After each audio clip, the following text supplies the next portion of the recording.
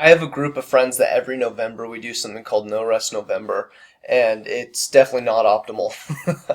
And it's pretty much guaranteed to end in like crashing and burning or an injury. I mean, a lot of people do it healthily, but the idea is in the name No Rest November.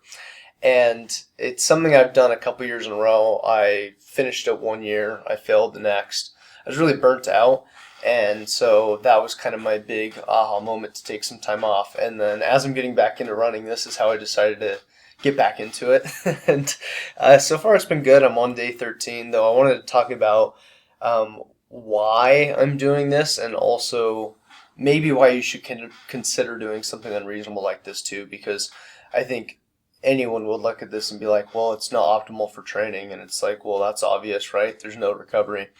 And so what's the point, right? The injury risk is high. And of course, it can end badly. And who wants to have injuries as a runner, right?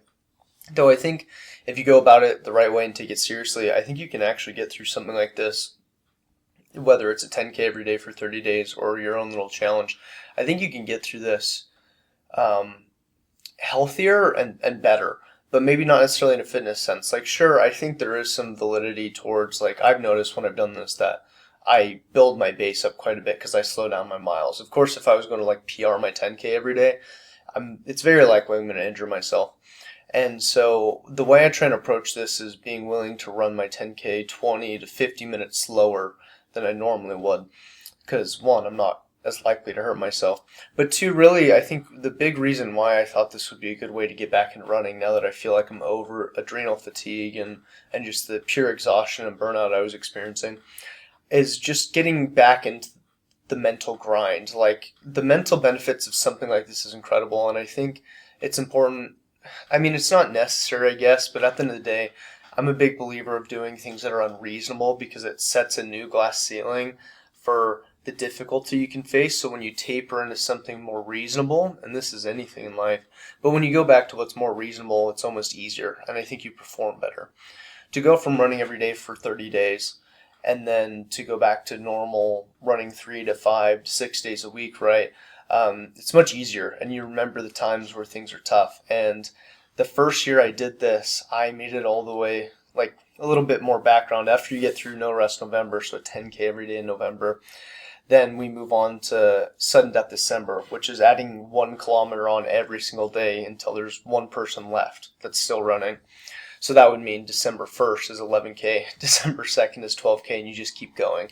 And I can't remember the specific date 2 years ago, but I took second place in this little challenge with my group of friends, and the last day was like 53K or 54K, which is like 32 miles. It's just something so to think about that, like if it was 54K, I can't remember.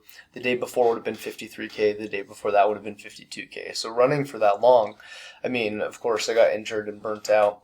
But the point being is after I've recovered and come back to a more reasonable training before No Rest November, now that I'm in No Rest November, I have a new baseline. Like it's just easy mentally to do a 10K every day. Like it's obviously hard work and I have to get up early sometimes depending on what I have for work or whatever. But I've known how much I can take. I've seen it before, and so now when I'm something much more average or reasonable, whether it's a normal training block or just a 10K every day, it's much easier mentally. And so I think this is one of those things that you can take in a life and use in all sorts of areas. That could be if you're a salesperson, you want to make 20 calls a day, one day, grind it out and make 100 calls a day because you have a new glass ceiling and you've set this new base. And so 20 is nothing. It's a fifth of what your biggest day of calls were, right?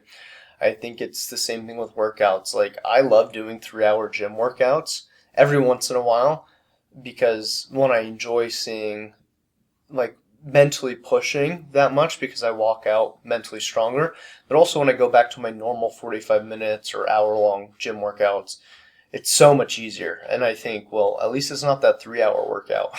And so I think something like this is beneficial. Now, if I ever talk about this with friends or people, they always bring in injury risk and don't hurt yourself. And listen, I'm all for that. Like, I'm not promoting injuring yourself. for someone like me, I'm willing to go to that point because it sets a new baseline. I'm not trying to injure myself, but there's some things that are worth maybe getting to that point for, like running 53K, then 54K, and then having this like ankle shin issue was worth it. Because now that I'm on the other side, I've recovered, I've done the right things, I'm taking my stretching very seriously, and I've just learned from that experience. To go out even for like a 20-mile run, right? Like, I know how much more difficult of things I've been able to get through. And that's worth it and makes the rest easier. So I think that's the thought for the day, at least for me. I'm reflecting over, now that I'm on day 13 of running a 10K every day for 30 days.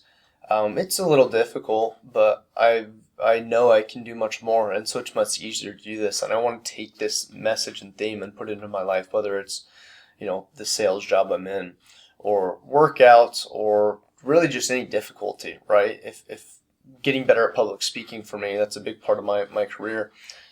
I can practice for 7 hours, because then when I have a 1 hour practice session, it's much better than the 7 hour session.